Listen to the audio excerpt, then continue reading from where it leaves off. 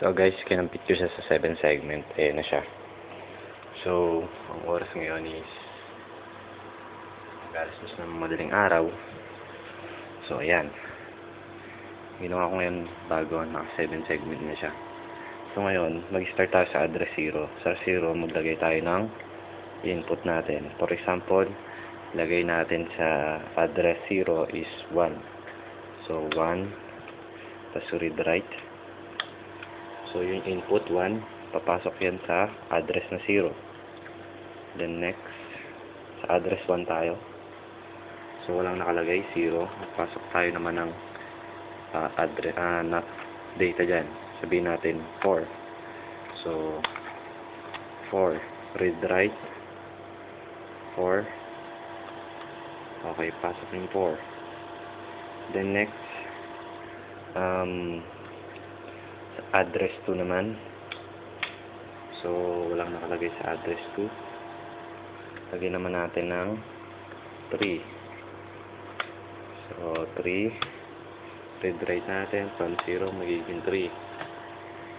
Tapos, sa address 3, 0 ang nakalagay. So, lagyan natin ang value. Sabihin natin 9. So, 4,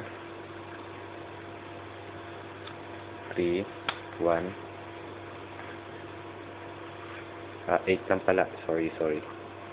So, 8. Lagyan natin ng 8 value sa 8 sa address 3.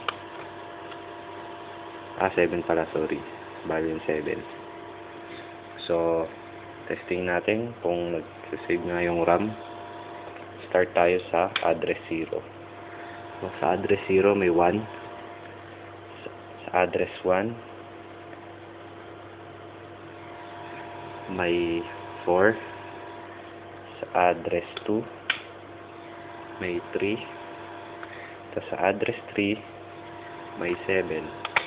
So, 0, address 0, address 1, address 2, address 3. 1437. So, ang galing, diba?